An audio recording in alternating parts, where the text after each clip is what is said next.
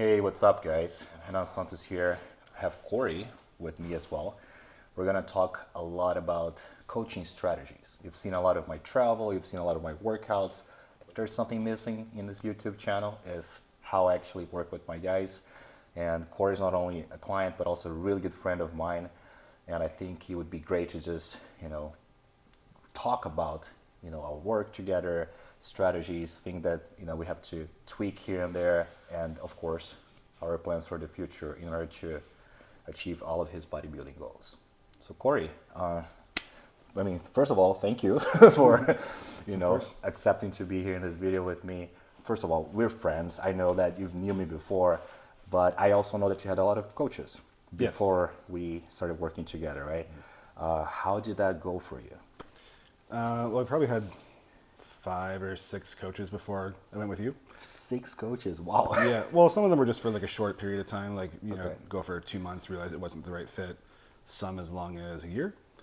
But the problem I had with a lot of those coaches was just, for the most part, they would just give you the plan, give you the diet, and say, good luck. And that was kind of it, right? By yourself. Maybe get the occasional check-in, but rarely would they tweak things or check in on you and see if you really needed an adjustment. If you really needed something changed, you really had to kind of hunt them down, and they were often slow to respond. And Yeah. Just didn't really get a sense that they were super passionate about their clientele. They were just Trying to trying to get a lot of clients. So yeah. Yeah, I had something similar happen to me too. I mean, I also had several coaches before becoming my coach myself, and I feel like during my work, journey with them, I kind of tried to pick whatever I hated from their approach and Right. not do that with my clients. Right. And one of the things was I really hated feeling like a number, feeling like I was just, I don't know, extra 100, 200, whatever amount of money I was giving to those people per month. And I always try to be as personable as possible.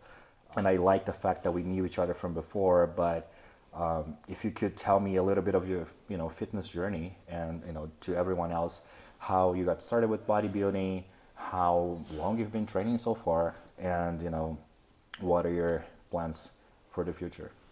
Yeah, I actually started with Olympic lifting and powerlifting when I was 16 to 19, which was good because you learn a lot of the form for your major compound lists and stuff like that.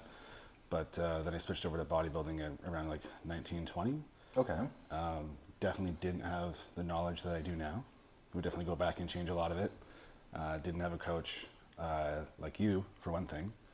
But yeah, now it's been 10 years of bodybuilding. So That's a long journey. And I feel like it's important to have this experience and learn from mistakes.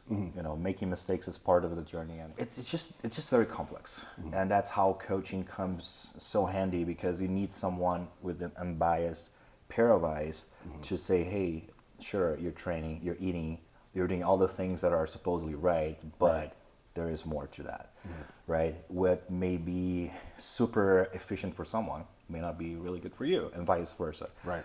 And I feel like that unbiased pair of eyes on your physique is really crucial. And most people don't understand, oh, so you're a bodybuilder, why do you have a coach? You don't need that. No, it helps. It helps a lot. Well, you're used to seeing yourself every day. You get into without even trying to, you get into the same habits, picking the same exercises, not really changing your diet. And well, for me personally, it's just the accountability. I remember that I had a coach for a long time where I knew that my weak body part was legs. I really wanted to improve my legs. So I had him, online, but he would come in person to train with me, just legs. And I told him, I need somebody to push me, to really make me go all the way through failure, because I know that for us, even though we're experienced lifters, our mind tries to trick us, right? We, maybe we have 2 more reps in the tank, but then we feel you know what, I can't do this anymore. And then you just hack the bar back, and then you give up. But if you have somebody there yelling at you, then that's much better and helps a lot. I feel like when you started with me, you already had a really, really good physique. And that was something that I also appreciate, because I love having serious lifters as clients. But let's talk a little bit about your starting point. I feel like it would be very nice to just show people how you looked before, which was already pretty great, by the way. I told you this yesterday even, that you are one of my most muscular clients. And I always try to tell everyone that it's also about ratio, like the amount of muscle that you have, but also the amount of fat that you have and your height and all of that. I'm gonna show you guys a little bit. You're gonna be seeing your video photos of Corey when he started with me, and as you can see, he already had a pretty good physique. He's super experienced, but there was something about the ratio between his amount of body fat and the amount of lean muscle that we kind of had to tweak. Corey approached me when he wanted to bulk. Remember, you were like, I want to get bigger. Yeah. I spent a couple months being sick with like a tonsillectomy and everything, and in your head you just feel like you're tiny after that. You feel like you're skinny, so you just want to bulk. But and getting sick, we lose so much water. Yeah. And then we tend to think, okay, we're losing all of our muscle. Like, I just lost 10 pounds. Right. And that gets in your mind like, oh God, damn it. And I told you, this is the crucial moment for a coach to like come in and say, hey, by the way, you look great, but I don't think you're ready for it again yet. You were looking good, but I told you, I think your body fat percentage should go a little bit down, so we can get in this optimal muscle building range. For you who don't know, the more body fat you carry, the trickier it becomes to put on muscle for obvious reasons. Your metabolism slows down. It's just more challenging. And it's a common mistake that a lot of guys, when they're trying to bulk, they don't really set a limit to that body fat percentage, and they just keep going, and then they start wondering why they're getting bigger, but the quality is not catching up with the weight. They see the weight going up on the scale, like I'm 230, I'm 240, I'm 250, but then they look at themselves in the mirror and they're like, something's going on. Yeah, something's the up. scale is definitely self-sabotaging sometimes. Yeah, it is. So I saw your photos, and I think I estimated that you had around 15. I don't remember exactly the number I told you at that time, but it was like not super high. You were definitely like not fat, but I told you like, let's bring it down a little bit. Let's do a body recomposition phase, and then as soon as we reach that optimal window, we're gonna bulk. And I don't think you were happy. I don't remember your reaction. How did you feel about that? I would say I wasn't happy. I was more just like, you get in your head, you want this thing, you want to bulk, and you get obsessed with the number. But at the same time, I went to you for a reason, so I was just putting my full trust in you, and it worked. So Yeah. And then I basically what we did was a body recomposition phase. It was not a very aggressive cutting phase, for a series of reasons. He was not getting ready for a show, so there was not a lot of need to like cut carbs so abruptly. And secondly, if you cut carbs right away super aggressively, you're basically using all of your ammo to lose fat. And then let's say if you cut your carbs, I don't know, start a keto right away, then you have nothing else to cut from your diet, and then you're like stuck and you can't make progress. Whereas if you do a body recomp, you go very little, take 10% out of your carbs, or then maybe 20%, and you keep decreasing it very gradually and pushing your body outside of that comfort zone. So that's more or less what we did with Corey, where I was gradually increasing protein and decreasing carbs, and also manipulating fat, so you were not super hungry. There is a component when it comes to fat that is really important. A lot of people don't like to eat fat because they feel like, oh, I'm gonna get fat if I eat fat. But they don't know that fat is actually really good for you for a number of reasons, but also to keep yourself satisfied. Yeah. If you're not eating that sugar anymore and you're just relying on protein, you need some other source of fuel, right? And I try to keep my guys on low carb with a lot of fat, good fat, so that they can go to the gym and perform, because otherwise you're gonna not only lose fat, but also lose muscle. Right.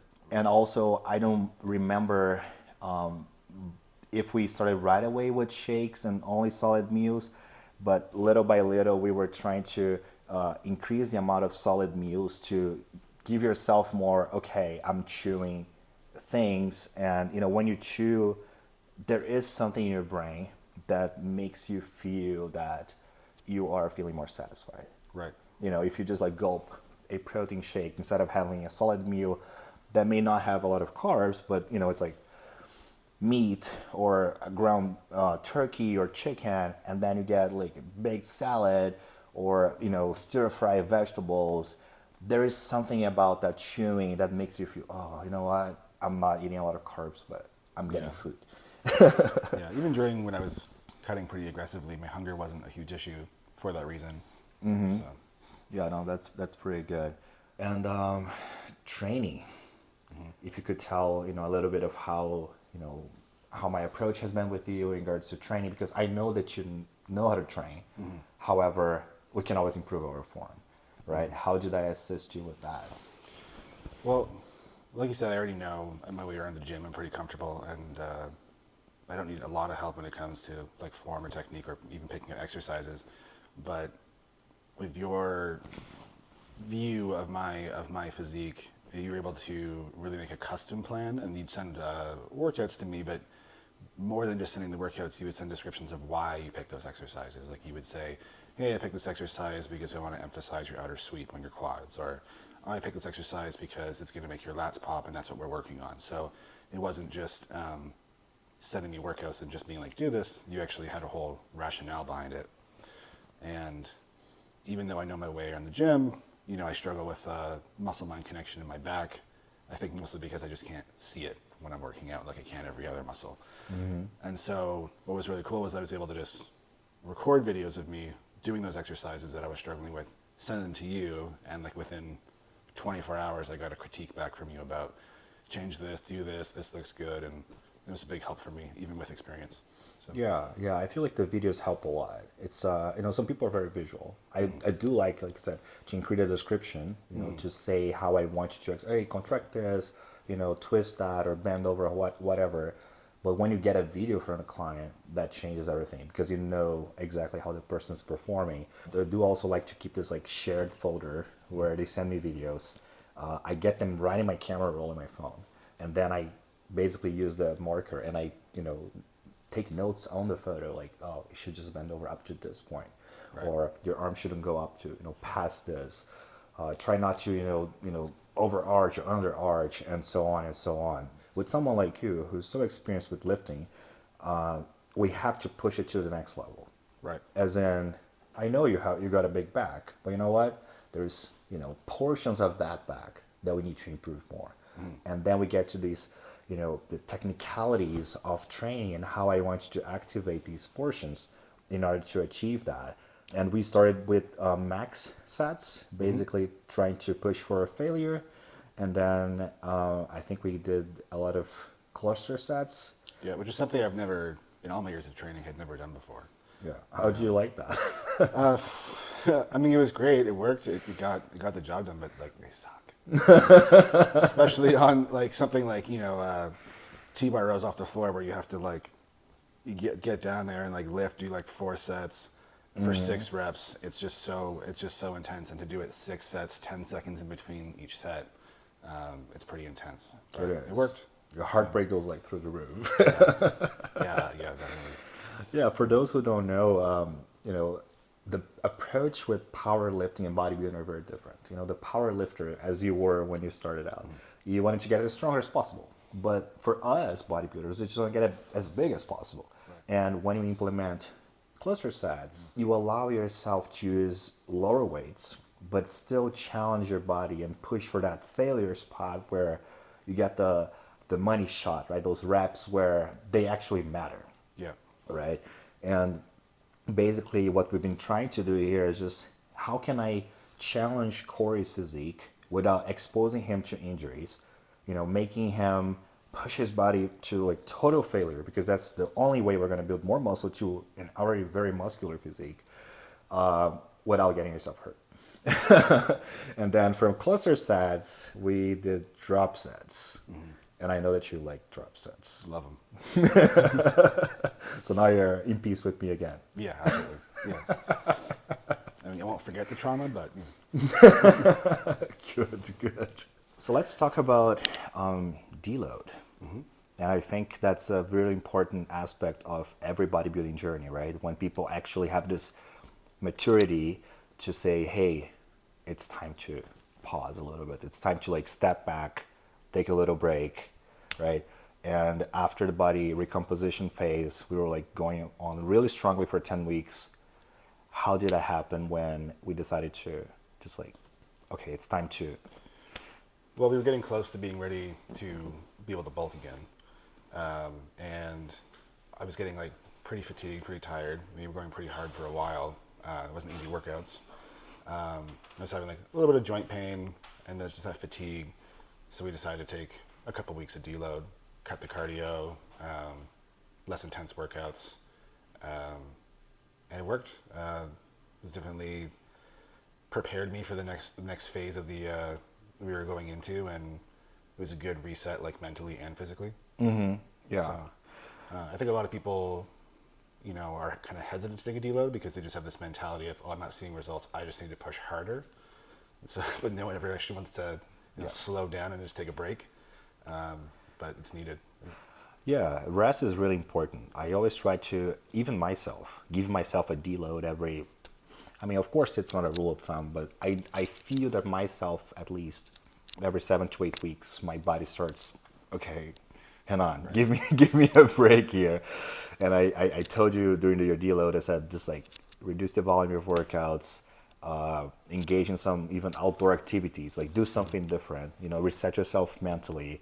But that doesn't mean that you're totally off track, right? No, because we can't just like mess up the work that we did so hard for the body recomp, right? Right. You had a very good body fat percentage, and then we decided to put in some clenbuterol, which is a really effective fat burner, but also a very anabolic drug when it comes to keeping yourself, like hold on to that lean mass right. when you're not training so hard.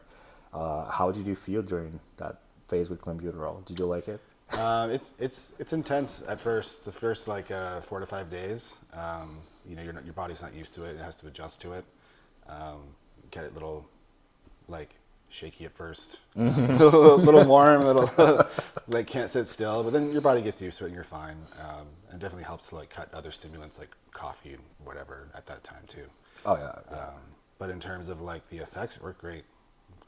Definitely helped like still shed fat while I was in that deload phase. Yeah, I personally love clenbuterol, but I also hate it. I also tell every person gets a different side effect. I get a lot of night sweats, and I usually have this pattern that I wake up every couple of hours when I'm on it.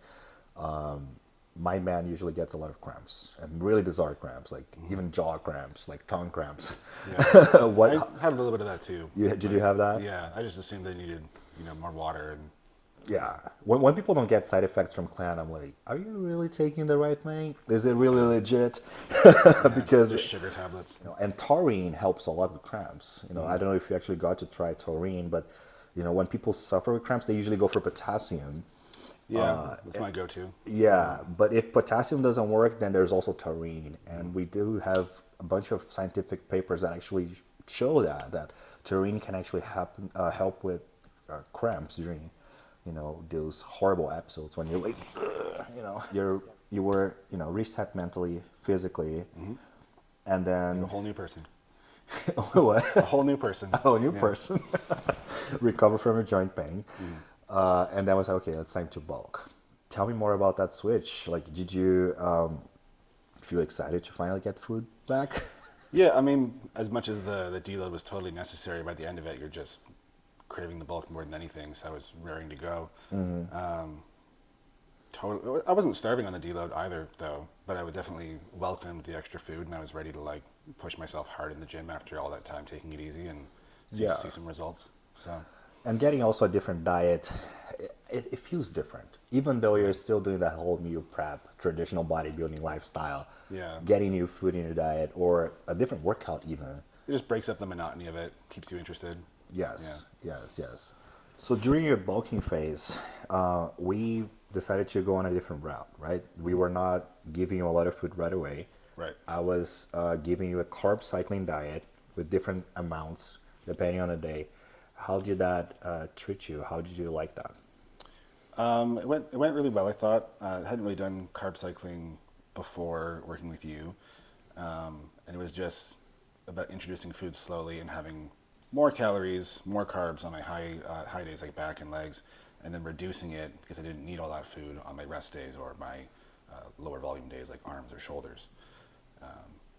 Yeah, I think it was very important to like allocate these hard carb days to your weak body parts, right? That was a whole strategy, right? Yeah. We said, okay, what do you need now to improve like the most in your body? And then we said, okay, we're gonna give you, high carb days for back or legs, and that was for me. It's a very interesting approach. It's something that I absolutely love, and a lot of people overlook, which is you have to allocate food in a smart manner, right? Right. If you are going to train, like you can't compare a leg workout with a bicep workout. Right. The amount of calories that you burn on these 2 days are so different. So different. I have some leg days. I don't know about you. I don't know if you track for that, but I do have some days where my leg workouts go nearly 1,000 calories for a session. Right. Whereas biceps, I usually burn probably half of that. So if I'm eating just as much as I was, on my leg day, I will certainly get fat if I'm just, doing biceps that day.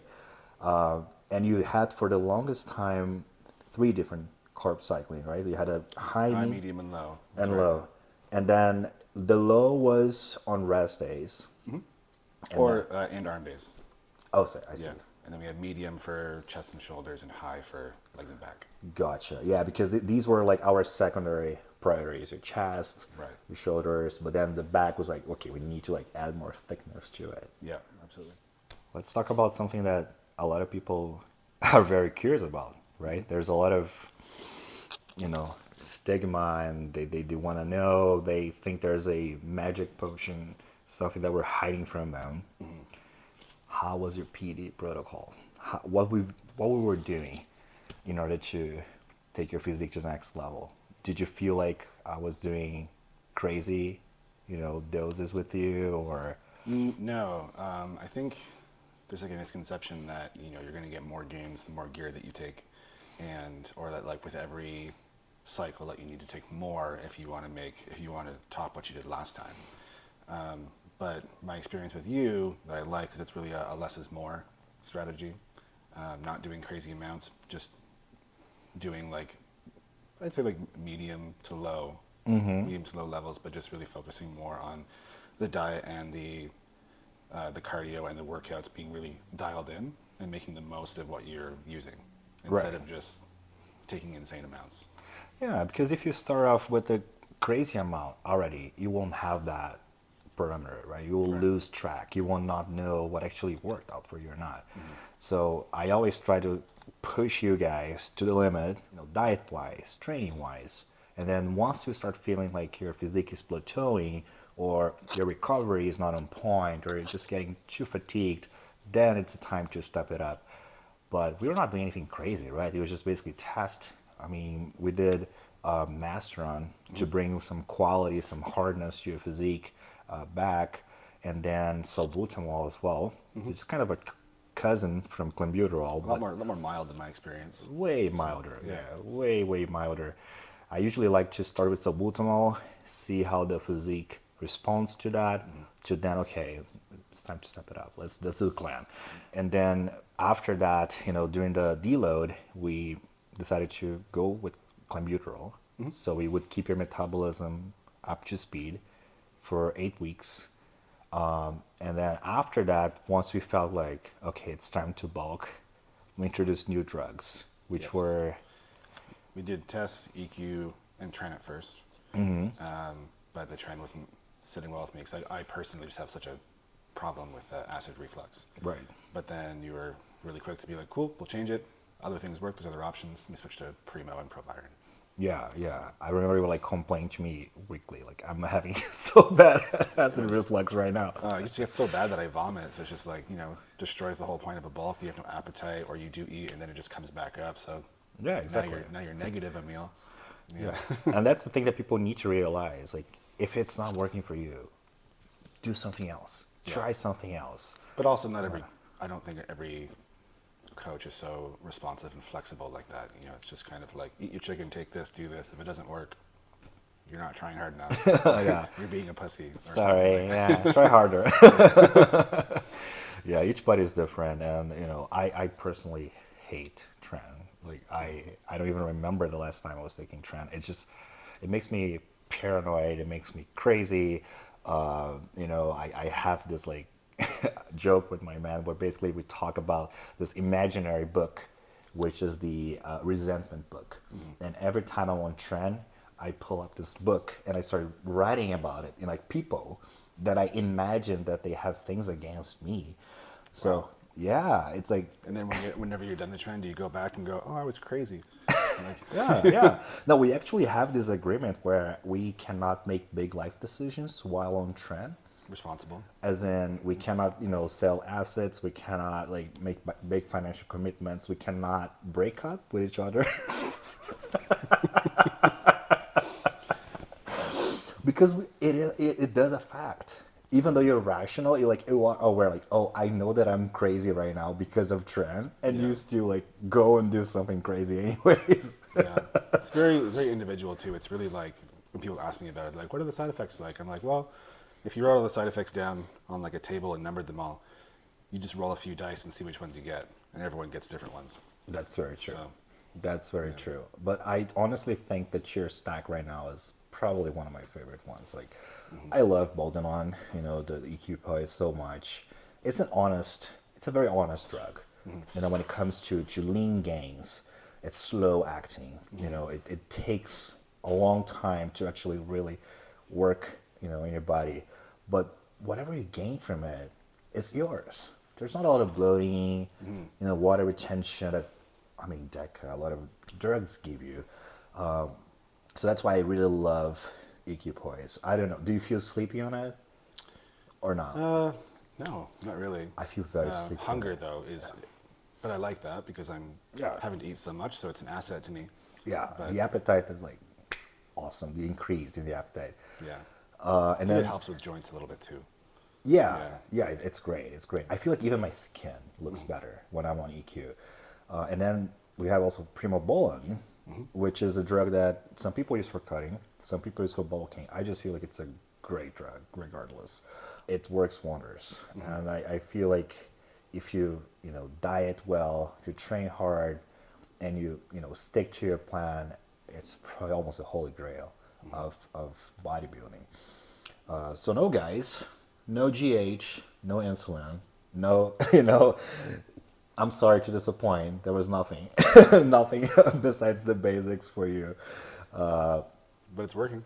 It's working. The Primo's a new one for me too, but it's only been 3 or 4 weeks. That's been going good, and no side effects at all. Yeah, I don't feel anything on it. No, it's mild. Yeah, So. that's why I love it. Yeah. One thing that I love that my clients get from time to time is a DEXA scan. I don't know if you guys are familiar with it, but it's basically a very accurate method of body composition to basically see how you're doing in terms of how much lean mass you carry, how much body fat you have, and you just got one. And My very first. how do you feel about that? I feel pretty good. I'd never gotten one before. It was entirely novel to me. But it was kind of cool how detailed it was, that it actually gives you a pretty accurate breakdown of how much muscle, bone, and fat tissue you have, and even by segment of your body. So when I go back for my next scan, it'll actually tell me like, oh, you gained this much muscle in this area, you gained this much fat, or lost this much fat in this area. So my plan is to get one each month, just to keep a more accurate track of my progress. Right. And we like to be very specific, and we were even discussing this yesterday, that I told you, take notes of the day you got it, the time you got it done, and we're just going to try to repeat that every month. As in, if you got this DEXA scan done on a rest day or on a leg day, that's going to be different, right? It's going to affect your result. and you got it, if you got it like, an empty stomach, or I don't know, after 3 meals in, that also will affect the amount of, body fat or lean mass that you have. So coaching gets to this like very specific level of detail where I want you to still get a very accurate and precise method of body recomposition, but still I want you to get at the same time of the day, same day of the week, in the same conditions, same amount of hydration, Right. and so on and so on. So now our plan for the future for this bulking is to get it one every month, like you said. We're gonna try to really keep track of the changes that we're making and how your body reacts every month. So if you got a lot of fat but not enough muscle, we're gonna tweak things in your diet. Yeah. But if we see that you're gaining muscle but body fat is like sometimes even getting lower, we're gonna keep going, right? And that's gonna be our thermometer from now on. Back to the accountability too. It's like you can maybe trick a photo, but you can't trick the scan. You can't. It's a scorecard like you Yeah. defined yesterday, and there's nothing Yeah. you can do about it. So what's your plan for the future in terms of bulking and cutting? How do you see yourself in like a year from now working with me? How do you how happy have you been, or how unhappy? You can be honest in front of the cameras. It's fine. I don't care. But No, it's been really great. I was kind of, not trying to say like I didn't really have the strongest sense of direction before. It was kind of just, I would just bulk until I saw a certain image in the mirror and then just say, oh, it's time to cut. But with the extra guidance and with the DEXA scan that actually tracks the percentage of the body fat that I have, I can really accurately bulk up until I'm at the edge of that high end body fat percent for a bulking phase, and then know definitively, okay, it's time to cut. Right. And then same thing, cut down to a certain percent body fat, it's time to bulk. So now I kind of have a really solid direction. I always know where I'm at and where I'm going. That's awesome.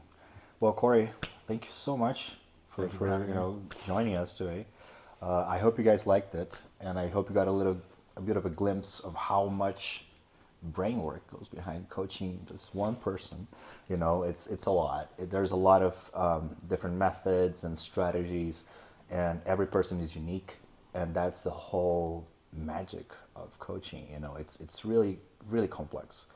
Well, thank you so much for coming, for joining us here. I'm really happy to have you on board. You're not only my client but a great friend, and I love how serious you are. You inspire me not to get better, but also to be better with my clients. I love the kind of relationship that we have, and I hope that these guys are catching up with mine. What do you think?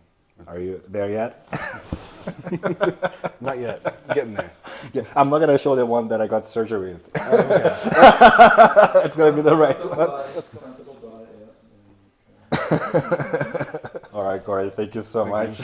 See you next time. It's the predator flex.